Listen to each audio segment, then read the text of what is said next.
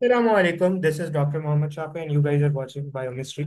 आज हम एक और पास्ट पेपर डिस्कस करेंगे एमडी कैट का, and that is the MD CAT conducted by IBA in 2001। Biology section पूरी तरीके से देखेंगे, तो स्टार्ट करते हैं भाई।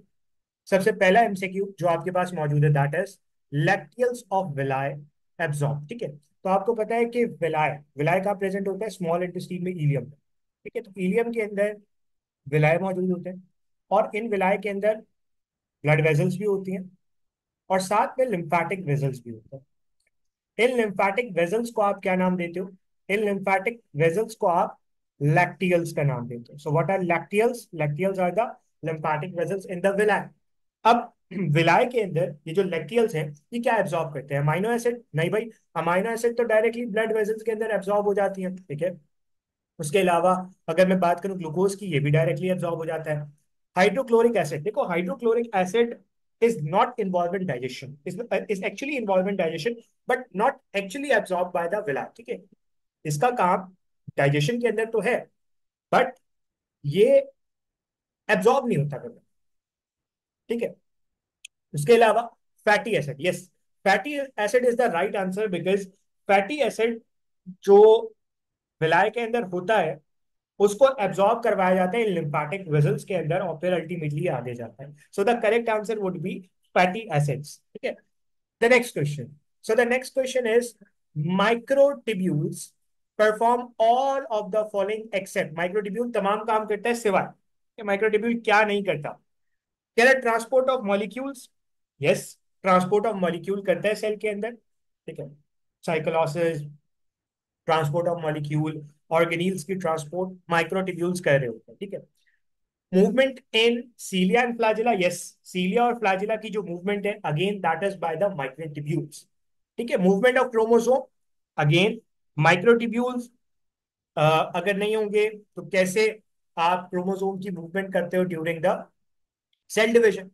सेंट्रियोल कैसे बनेंगे? तो अल्टीमेटली ये भी सही बात है। आपसे पूछे क्या काम नहीं है, तो ऑप्शन डी में कह रहा है protein synthesis. This is the right answer, because microtubule protein synthesis नहीं करता। प्रोटीन सिंथेसिस काम है ribosome. So the ribosome is actually involve in the protein synthesis. ठीक है, the next question. The next question is which of the following is correct? ठीक है, क्या चीज करेक्ट है?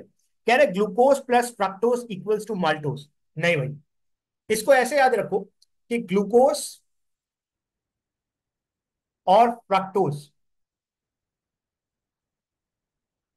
मिल के बनाते हैं क्या भाई? सुक्रोज। अब इसको याद रखने की ट्रिक क्या है? इसको मैंने जो जिस ट्रिक से याद रखा था दैट है स्वीट गर्लफ्रेंड। ठीक है, स्वीट गर्लफ्रेंड से याद रख सकते हो। ठीक है, तो ये तो नहीं हो सकता। Glucose plus fructose is not maltose, यानी कि बेसिकली सुक्रोज एक डाइसैकेराइड। डाइसैकेराइड का मतलब है दो मोनोसेक्राइड से मिलकर बना है। कौन से दो मोनोसेक्राइड है? एक ग्लूकोज एक फ्रक्टोज। तो ये तो नहीं है। कह रहे glucose plus galactose equals to sucrose. नहीं भाई, glucose plus galactose equals to lactose. Again lactose is a disaccharide, कब बनता है? ग्लूकोज और गैलेक्टोज के मिलाने से। सुक्रोज नहीं बनता, तो ये भी नहीं हो सकता। Glucose plus glucose equals to maltose, yes, this is the right answer, because जब आप दो ग्लूकोज को मिलाते हो, ठीक है, तो क्या बनता है?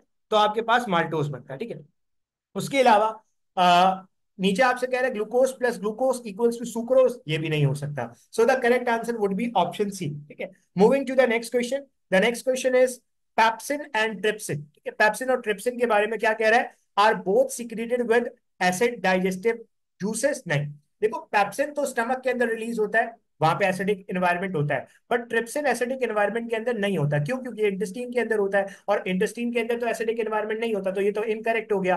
फिर आपसे कह रहा है are both secreted by the pancreas. नहीं भाई, pepsin is release by the pepsin is release by the stomach, जबकि trypsin is secreted by the pancreas. तो गया।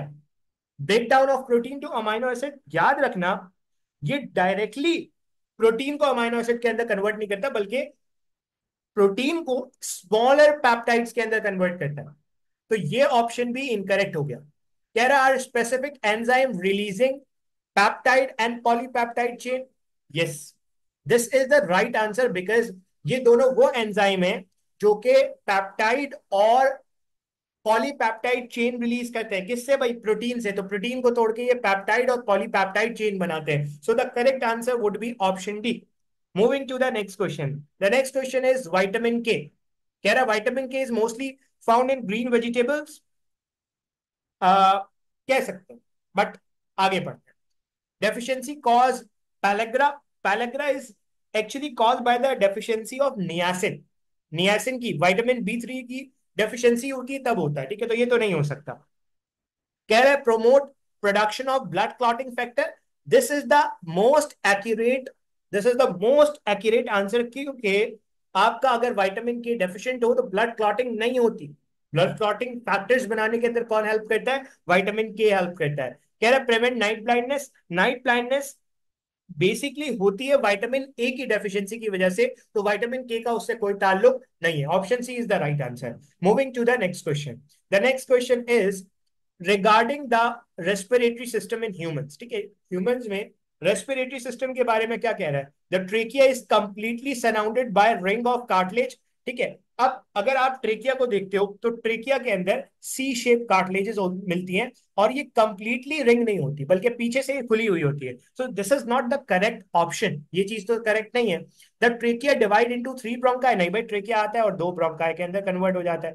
ठीक है, जिस पॉइंट के ऊपर कन्वर्ट होता है that is called the Garena या कारीना, जो भी पढ़ना चाहो पढ़ सकते हो। ये भी नहीं हो सकता। Vocal cord lie in the larynx. Yes, this is the right answer, क्योंकि वोकल कॉर्ड्स आपके कहाँ होते हैं? वोकल कॉर्ड्स आपके मौजूद होते हैं लैरिंक्स में, तो जैसे आप वॉइस बॉक्स कह रहे हो। The lungs are rigid structures. नहीं भाई, this is not the right answer. So the correct answer is option C. ठीक है, moving to the next question. The next question is the function of oxygen in cellular respiration. ये cellular respiration क्या होती है? Glucose को तोड़ के energy बना रहे हो, तो कह रहा है ग्लूकोज ऑक्सीजन का फंक्शन क्या है? To combine with hydrogen form organic molecules. ना भाई, ऐसा कुछ भी नहीं। हाइड्रोजन के साथ कंबाइन करके organic molecule banana is not the function of oxygen in cellular respiration. आपको पता है ग्लूकोज को अगर आपने तोड़ना है तो आप कंबाइन करवाते हो ऑक्सीजन के साथ, ये कन्वर्ट हो जाती है कार्बन डाइऑक्साइड और एनर्जी के अंदर। तो this is not the correct option. To combine with carbon, form organic compounds to form carbon dioxide. नहीं भाई, this is not the right answer. To oxidize ADP to ATP. ठीक है, देखो ATP synthesis directly oxygen से नहीं होती, तो again ये चीज भी इनकरेक्ट हो गई।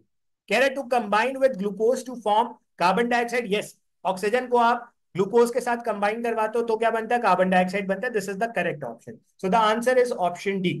Moving to the next question. The next question is which of the following increase the rate of respiration most efficiently. ठीक है, कौन सी ऐसी चीज है जो रेस्पिरेटरी रेट बढ़ाएगी? Lack of oxygen in the alveoli. देखो, मोस्ट एफिशिएंटली की बात कर रहा है ना, तो मोस्ट एफिशिएंटली अगर मैं बात करूं तो अगर ऑक्सीजन एल्वोलाई के अंदर कम है, एल्वोलाई के अंदर ऑक्सीजन कहां से आ रही है? एयर से आ रही है। तो अगर बाहर से आई हुई एयर के अंदर ऑक्सीजन कम है तो ये मोस्ट एफिशिएंटली रेस्पिरेटरी रेट नहीं बढ़ा। The next option is excess of carbon dioxide in the blood. Yes, this is the correct answer, क्योंकि अगर ब्लड के अंदर कार्बन डाइऑक्साइड का लेवल बढ़ जाए तो ये कार्बन डाइऑक्साइड आपके ब्रेन में जाके रेस्पिरेटरी सेंटर्स को एक्टिवेट करता है, और रेस्पिरेटरी सेंटर्स को एक्टिवेट करने के बाद मोस्ट एफिशिएंटली आपका रेस्पिरेटरी रेट बढ़ जाता है। ब्लड के अंदर अगर कार्बन डाइऑक्साइड बढ़ जाए, अगर लंग्स के अंदर कार्बन डाइऑक्साइड बढ़ जाए, that is not involve directly. ठीक है, फिर आपसे कह रहा है lack of oxygen in the tissue. नहीं भाई, this is not the right answer. The next question is the heart pump blood at constant rate. अगर मैं बात करूं हार्ट की, तो आपका जो हार्ट होता है वो कांस्टेंट रेट पर ब्लड को पंप नहीं करता। Basically heart rate changes based on the body demand, body demand की बेस पे चेंज हो सकता है। सही है, फिर आपसे कह रहा है ऑक्सीजनेटेड ब्लड, क्या कहना चाह रहा है? नहीं, is under some amount of voluntary control. ठीक है, हार्ट अगर मैं बात करूं तो नॉर्मली इनवॉलेंटरली फंक्शन कर रहा है, बिकॉज वहां पे ऐसे नोड मौजूद है। कह रहा है इज स्टिमुलेटेड बाय ऐसे node. Yes, this is the right answer, because heart की जो अपनी रिदम है वो कहां से प्रोड्यूस होती है? ऐसे नोड से प्रोड्यूस होती है। यानी कि हार्ट बीट इनिशिएट कहां से होती है? ऐसे नोट से होती है, ठीक है।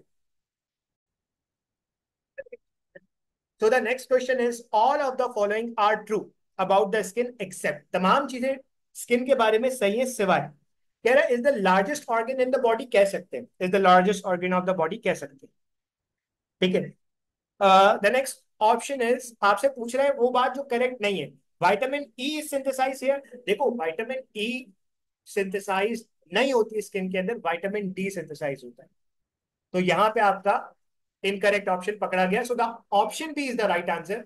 The next option is it perform both secretory and excretory function. Yes, secretory excretory function दोनों होता है। नॉर्मली आपकी स्किन ऑयल सिक्रीट करती है, एक्सक्रीटरी वेस्ट प्रोडक्ट को एक्सक्रीट कर रही होती है थ्रू द स्वेट, ठीक है। उसके अलावा the next option is melanin is synthesized here. Yes, melanin produce होता है स्किन के अंदर by the melanocyte. This is the correct answer, मतलब this is the correct option.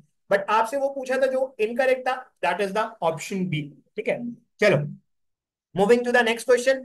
The next question is the motor nerve cell transmit impulse from, ठीक है। Motor nerve cell क्या करता है? Motor nerve cell basically effector organ to spinal cord लेकर आता है? नहीं, देखो याद रखना कि रिसेप्टर से मैसेज जाता है सीएनएस में, किसके जरिए? सेंसरी न्यूरॉन के जरिए या सेंसरी नर्व के जरिए, और फिर सीएनएस से मैसेज नीचे आता है इफेक्टर के पास, मोटर न्यूरॉन, ठीक है। तो आपसे कह रहा है effector organ to spinal cord, no. Receptor to spinal cord, ठीक है, spinal cord is the part of central nervous system ना, तो यहाँ पे तो सेंसरी होना चाहिए। This is not the right option. Receptor cell to effector organ, नहीं, ये भी नहीं हो सकता। Spinal cord to effector organ, yes, CNS से इफेक्टर के पास कौन लेकर आएगा? Motor nerve cell. So option D is the right answer. Moving to the next option, moving to the next option, next question. कह रहा है removal of the thyroid gland in adult would cause an increase है, ठीक है। अगर thyroid gland आप निकाल दो, थायराइड ग्लैंड आपने निकाला, क्या बढ़ जाएगा? देखो याद रखना, थायराइड ग्लैंड आप निकालोगे तो अल्टीमेटली थायराइड हार्मोन्स कम हो जाएंगे। थायराइड हार्मोन्स आपका बेसल मेटाबॉलिक रेट बढ़ाते हैं। अगर थायराइड हार्मोन कम हो गए तो बेसल मेटाबॉलिक रेट भी कम हो जाएगा, बढ़ेगा नहीं, तो ये तो नहीं हो सकता। Conversion of glycogen to glucose, ये ग्लूकागॉन का काम है, ये वैसे यहाँ पे इतना इंपॉर्टेंट नहीं है, सही है। Excretion of sodium from the kidney, again this is not relevant. Secretion of TSH, yes, this is the right answer. क्यों? अगर थायराइड हार्मोन कम होंगे, नॉर्मली थायराइड हार्मोन बढ़ते हैं तो जाके वो टीएसएच को कहते हैं कि भाई तुम कम रिलीज हो, टीएसएच पे एक नेगेटिव फीडबैक रखते हैं। अब थायराइड हार्मोन नहीं है तो क्या होगा? टीएसएच बढ़ जाएगा, there will be increase in the secretion of the TSH. तो option D is the right answer, ठीक है।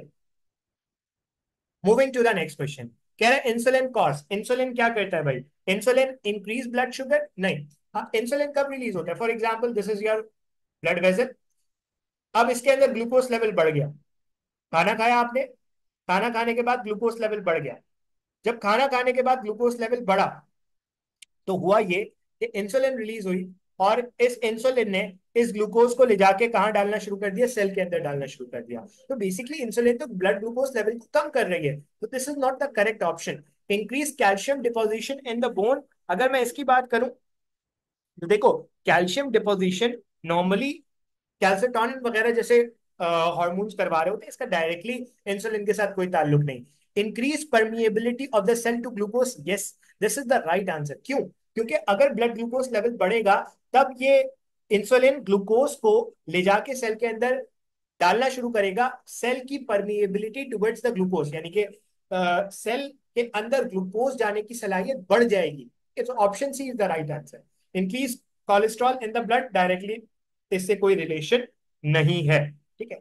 Next option, next option is myofibril are found in smooth muscle. देखो सिर्फ स्मूथ मसल में नहीं मिलते, स्केलेटल मसल के अंदर भी होते हैं, ठीक है, स्केलेटल के मसल के अंदर भी होते हैं। कह रहे are the smallest fiber that make up the muscle, ठीक है। देखो अगर मैं बात करूं किसकी? मायोफिब्रिल्स की। Yes, myofibrils are the smallest fibers that make up the muscle. Yes, इसके अंदर सार्कोमेयर होता है जो कॉन्ट्रैक्शन कर पा रहा होता है। तो option B is the right answer. Are crossed by transverse Y band, नहीं, वाई बैंड नहीं होता, जेड डिस्क होती, जेड लाइन या जेड डिस्क होती है, नॉट वाई बैंड। तो ये तो इनकरेक्ट हो गया। कैन नॉट कॉन्ट्रैक्ट, ठीक है। देखो कॉन्ट्रैक्शन अल्टीमेटली अल्टीमेटली हो रही होती है at the level of sarcomere, और सार्कोमेयर कहाँ मिल रहा है आपको? मायोफिब्रिल के अंदर। तो ये भी इनकरेक्ट ही हो जाता है। Option B is the right answer. ठीक है, चलो moving to the next question. ठीक है, चलो यहाँ पे कह रहा है आपसे, अगर मैं इसको थोड़ा सा हाँ, चलो इधर देखो। क्वेश्चन ये कहता है the mammalian placenta has all of the following except. ठीक है, मैमेलियन प्लासेंटा तमाम फंक्शन करता है सिवाय, देखो मैमेलियन प्लासेंटा की अगर मैं बात करता हूँ तो मैमेलियन प्लासेंटा एक्सक्रीशन करता है, बिल्कुल एक्सक्रीशन कर रहा होता है।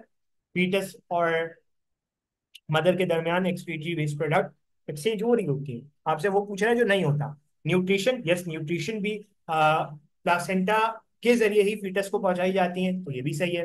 Hormone secretion, yes placenta hormone secrete करता है, जैसे एचसीजी ह्यूमन कॉरियोनिक गोनेडोट्रॉफिक। ठीक है, stock absorption, this is not the function of the placenta, so this is the right answer. कह रहा है the following is a part of the female reproductive tract. Track की बात कर रहा है, अगर मैं ट्रैक की बात करूं तो vas deferens is the part of male reproductive system.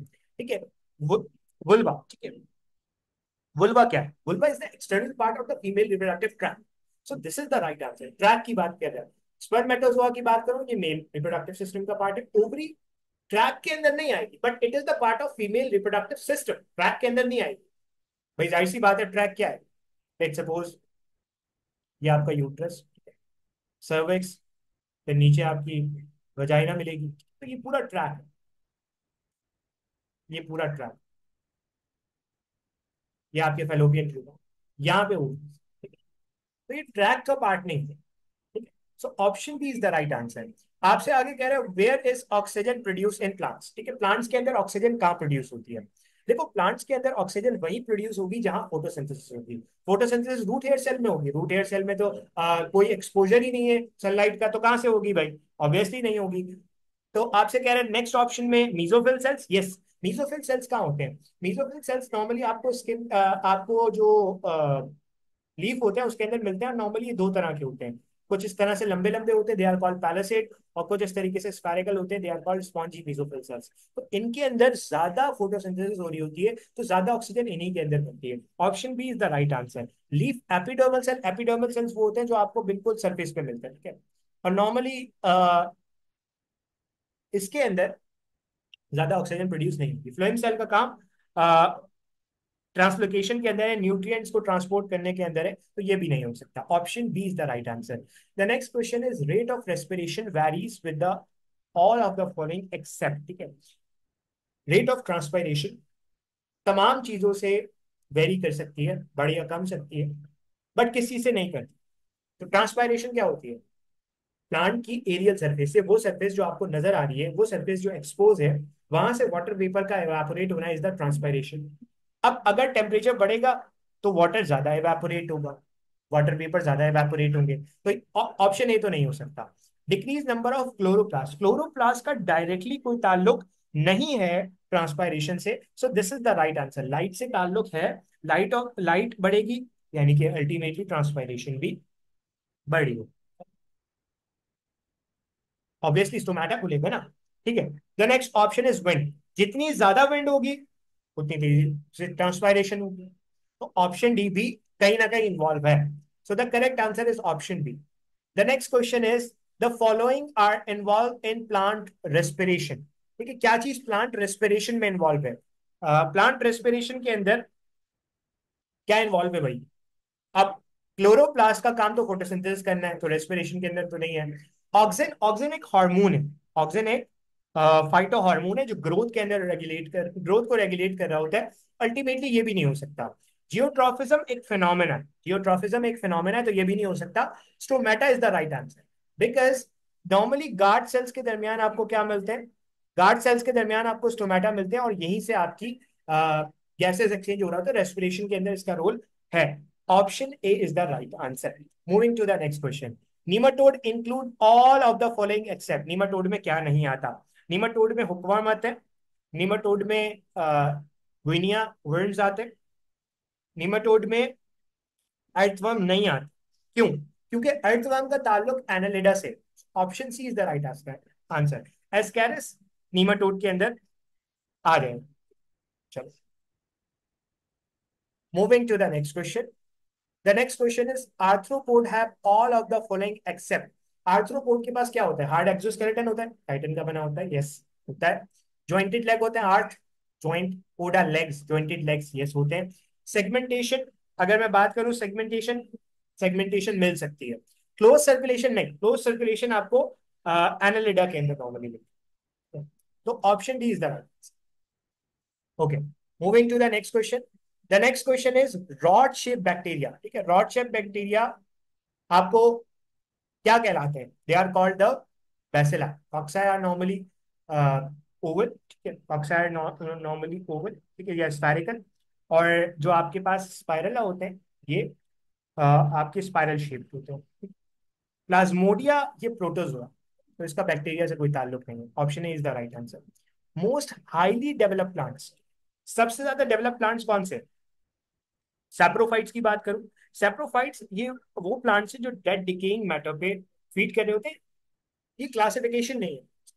Angiosperms, yes, angiosperms वो प्लांट्स होते हैं जो फ्लावर प्रोड्यूस करते हैं, फ्लावरिंग प्लांट्स होते हैं, and they are the highly evolve plant. So option B is the right answer.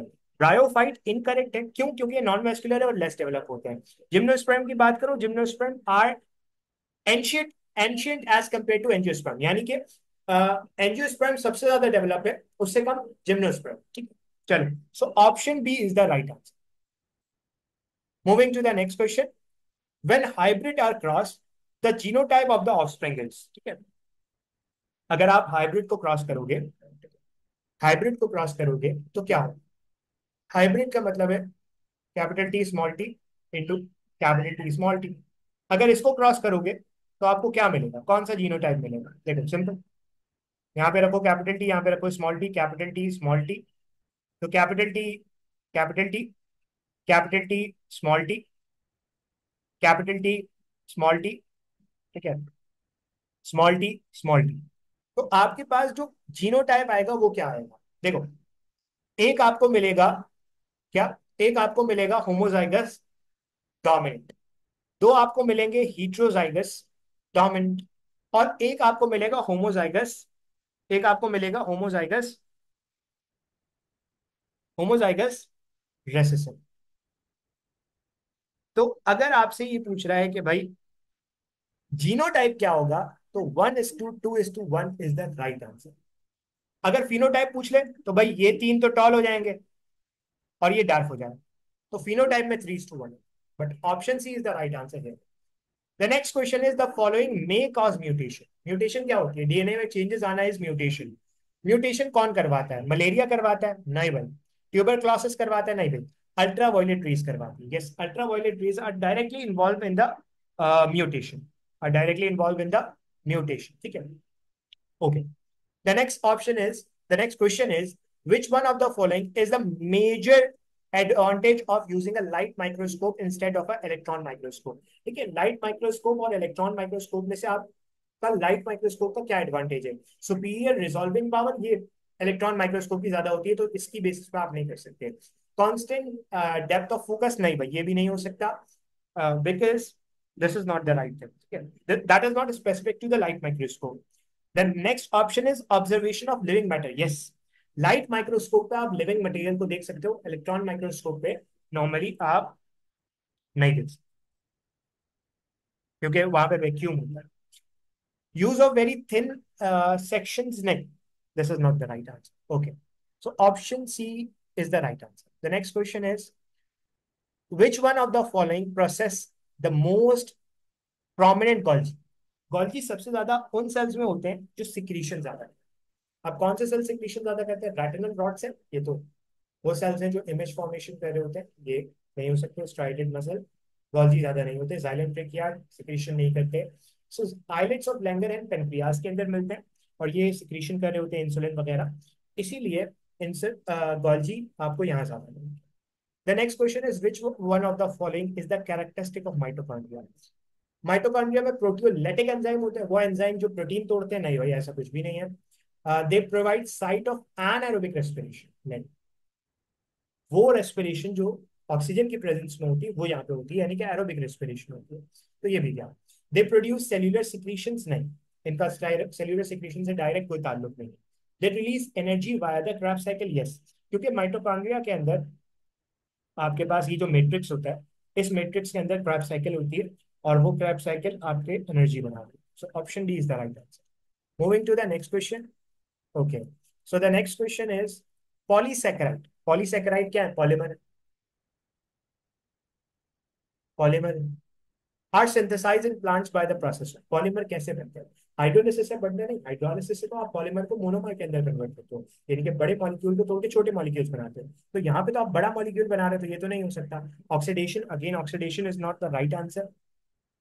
Condensation, yes, condensation is the right answer, क्योंकि monomer से, छोटे मॉलिक्यूल से जब आप एक बड़ा मॉलिक्यूल बनाते हो तो वहां पे कंडेंसेशन होती है, वाटर रिलीज होता है, that's why it is also called dehydration synthesis, and this is the right answer. Glycolysis is not the right answer, क्योंकि ग्लाइकोलिसिस के अंदर बड़ा मॉलिक्यूल यानी ग्लूकोज एनर्जी के अंदर टूटता है, so this is not the right answer. The next question is, and the last question is, which one of the following is not immediately essential for protein synthesis? ठीक है, कौन सी ऐसी चीज है जो प्रोटीन सिंथेसिस के लिए डायरेक्टली जरूरी नहीं है? डायरेक्टली जरूरी नहीं है। एटीपी जरूरत है, बिल्कुल एटीपी इस्तेमाल होता है। एंजाइम बिल्कुल जरूरत है। मैसेंजर आरएनए बिल्कुल जरूरत है, आपको पता है मैसेंजर आरएनए से ही तो प्रोटीन बनता है, और मैसेंजर आरएनए से प्रोटीन बनाने के लिए आपको एंजाइम्स भी चाहिए, आपको एटीपी भी चाहिए। But glucose is not directly involve in the protein synthesis process. That's why option C is the right answer. यहाँ पे आके हमने पूरा आईबीए का 2001 का पेपर डिस्कस कर लिया। Still if you have any problem, any question, you can ask in the comment section. आज के लिए इतना ही, इंशाल्लाह आपसे मुलाकात होती है नेक्स्ट वीडियो में, तब तक के लिए अल्लाह हाफिज।